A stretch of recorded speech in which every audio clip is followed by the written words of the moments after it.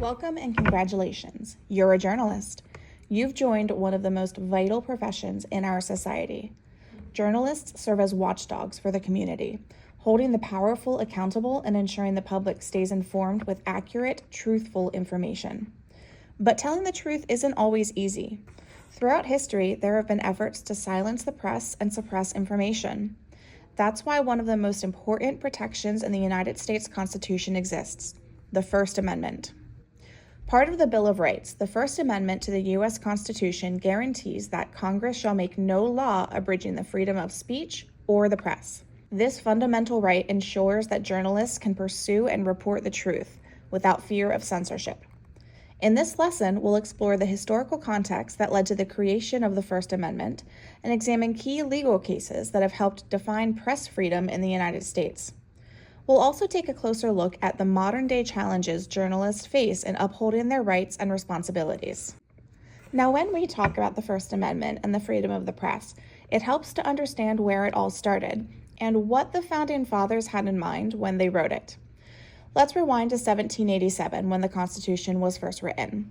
This document laid out how the new U.S. government would work, how power would be divided into 3 branches, what each branch could and couldn't do, and how the government would serve its people. But the Constitution didn't just organize power. It was also rooted in a belief shared by the founders that there are some rights every person has simply by being human, and no government, no matter how powerful, should be able to take those rights away. A quick side note, a lot of people confuse the Declaration and the Constitution. They're related, but they do very different things. The Declaration was written in 1776 and was basically America's breakup letter with England. It announced independence and explained why the colonies wanted out of the relationship. The Constitution came over a decade later. It wasn't about breaking away, but instead it was about building something new, a new system of government that could protect the freedoms the colonists had fought for. Just a few years after the Constitution was written, it was clear that something was missing, so the founders added the Bill of Rights in 1791, with 10 amendments meant to guarantee specific personal freedoms. This is where we get the First Amendment. It is a powerful protection that limits government control over religion, speech, the press, peaceful protests, and petitions to the government. It's all about making sure ideas can flow freely, that people can speak out, and that no one religion dominates public life. I like to think of it this way. The Declaration of Independence provided ideas about liberty. The Constitution provided a framework for a new government, and the Bill of Rights guaranteed freedoms to U.S. citizens. For journalists, especially student journalists, the First Amendment is essential. It's the foundation of your right to ask questions, seek truth, and share information freely. Now, defining that right has never been an easy task. For more than 200 years, courts have shaped and refined what the First Amendment truly means for the press, with each case adding another layer of understanding to the protection of journalistic freedom. To begin, we're going to go all the way back to 1804 and People versus Croswell. Croswell was a young journalist who published harsh criticisms of President Jefferson's allies, accusing them of paying editors to attack political opponents. The statements were true, but at the time, truth wasn't automatically a defense in libel cases. Croswell was convicted simply for publishing information that embarrassed those in power. The case drew national attention and raised a key question: should journalists be published for telling the truth? Alexander Hamilton, who represented Croswell, said that in a free society, the press must be allowed to report truthfully, even if it makes people uncomfortable.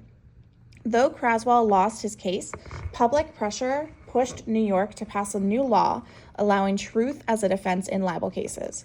That principle spread nationwide and laid the foundation for a stronger protection for journalists who report honestly.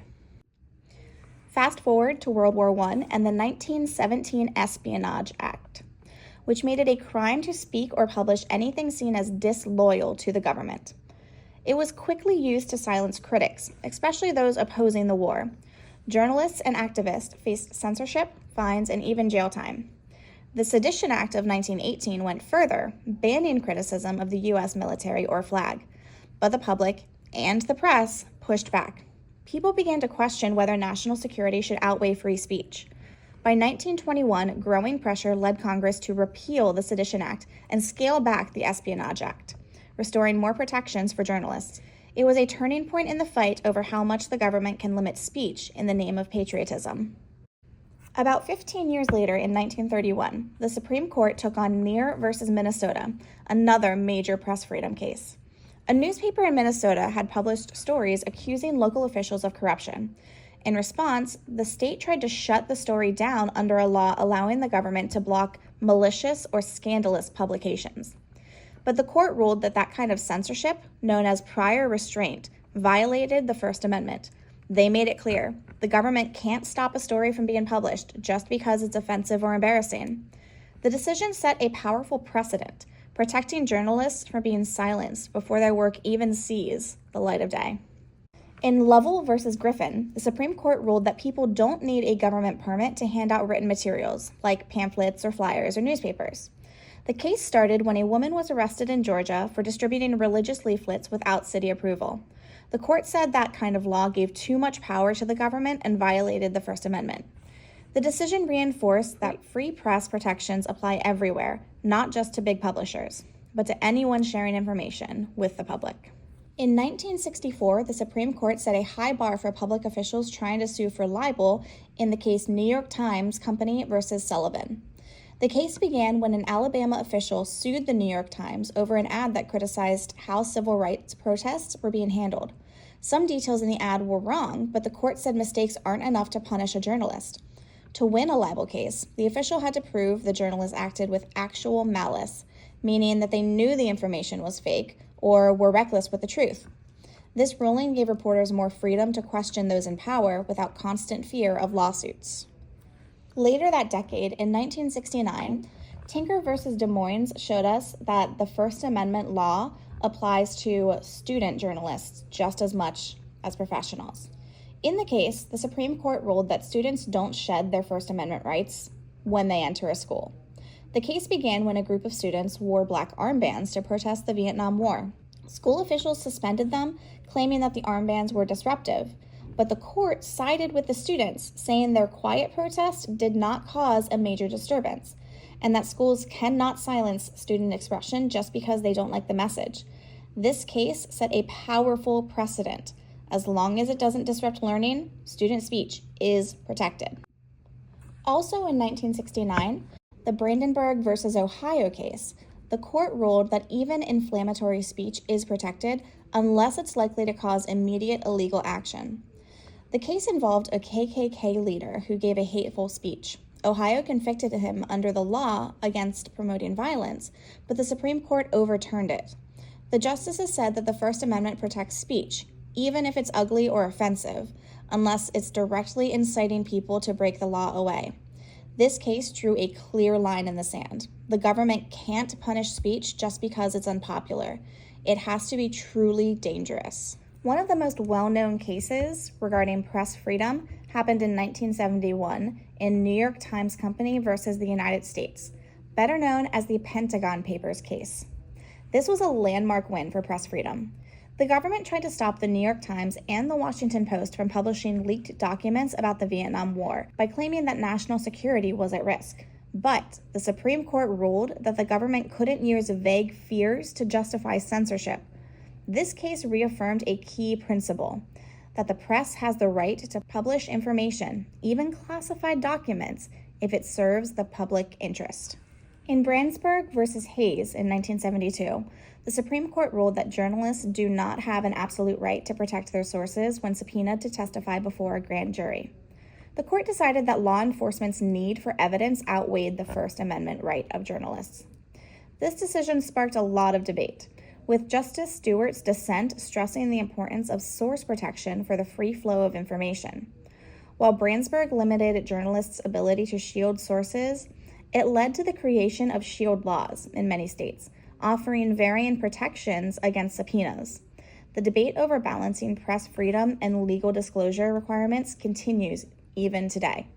Another important case happened in 1986 related to schools in Bethel versus Frazier. The Supreme Court ruled that schools can discipline students for using offensive language at school-sponsored events. The case involved a student who gave a speech with a sexual innuendo at a school assembly. The court upheld the suspension, stating that schools have a responsibility to promote values and maintain a conducive learning environment. This decision established that while students retain their free speech rights, those rights can be limited when speech disrupts the educational mission or contradicts school values, particularly in cases of offensive or disruptive language. A major First Amendment case for student journalism, Hazelwood versus Kohlmeyer in 1988. The Supreme Court ruled that public schools can censor school-sponsored publications, such as student newspapers, if there is a valid educational reason. This case arose when a high school principal removed 2 articles from the school newspaper, one about teen pregnancy and the other about divorce, by arguing that they were inappropriate and could disrupt the student audience. The court's decision gave schools the authority to limit student expression when it conflicts with their educational goals or values. This landmark ruling still influences student journalism today, allowing schools to regulate content in school-sponsored publications to maintain alignment with their educational objectives. Remaining in the educational world, the Supreme Court ruled in 2007's Morse versus Frederick that school administrators can limit student speech at school events if it promotes illegal activities. The case involved a student displaying a banner reading "Bong Hits for Jesus" at a school event, which was seen as promoting drug use. The court upheld the suspension, stating that schools have the authority to prevent speech that could undermine their educational mission, especially regarding illegal content. This decision clarified that while students have free speech rights, schools can regulate speech at school events that conflict with their role in maintaining a safe and lawful environment. The final case we're going to look at is Obsidian Finance versus Cox in 2014. The Supreme Court ruled that bloggers are entitled to the same legal protections as traditional journalists under the First Amendment. This decision acknowledged the changing media landscape, where individuals outside of traditional news outlets also play a significant role in disseminating information. This ruling reinforced that press freedom extends beyond established media, offering broader protections to those engaging in journalistic activities, regardless of the medium. It marked a key shift in recognizing the evolving nature of the press in the digital age, ensuring that both traditional and digital journalists can contribute to public discourse without fear of legal retaliation. Each of the cases that we went over added another piece to the puzzle, shaping how courts understand the First Amendment and what it means to have a free press. That story is still evolving, with student journalists like you helping to write the next chapter. Journalists in the United States have powerful protections under the First Amendment, but with great freedom always comes great responsibility, and today's media landscape is anything but easy. So what legal rights do journalists actually have? Well, thanks to landmark court cases like Muir versus Minnesota, reporters are protected from prior restraint, meaning the government can't censor stories before they're published. Thanks to the New York Times versus Sullivan, libel laws protect reporters from false accusations, so long as they report truthfully. And Brandsburg versus Hayes inspired shield laws in many states to allow journalists to protect their sources from being revealed in court. These decisions reinforced the idea that press freedom is essential for a functioning democracy, allowing journalists to report the truth without fear of government censorship, legal retaliation, or abandoning their credibility. Of course, press freedom doesn't mean anything goes. Responsible journalists strive for fairness, honesty, and accuracy. They verify their information, protect vulnerable sources, and consider the impact that their reporting may have. And most importantly, they work in the interest of the public. Today, the media faces challenges that the Founding Fathers could not have anticipated, particularly in the digital age. Misinformation can spread rapidly online, making it harder for people to distinguish between reliable news and falsehoods. Political attacks, such as labeling unfavorable stories as fake news, further erode trust in the media and undermine journalistic integrity. These attacks often aim to discredit reporters and silence critical coverage of those in power. Additionally, journalists today face increasing threats, including harassment, legal action, and even arrest, simply for doing their jobs. The decline in public trust and the shrinking size of newsrooms, due to budget cuts and layoffs, mean that there are fewer resources for investigative reporting. Despite these challenges, the press remains an essential pillar of democracy, with journalists continuing to work under difficult circumstances to inform the public and defend the truth. Know your rights. They protect your ability to ask tough questions and challenge the status quo without fear of censorship. In a world where misinformation spreads very quickly and trust in the media is tested every day, your voice matters more than ever. Your reporting shapes public understanding and strengthens democracy by keeping the public informed and holding power accountable. Keep seeking the truth and speak out, because that's how democracy stays strong.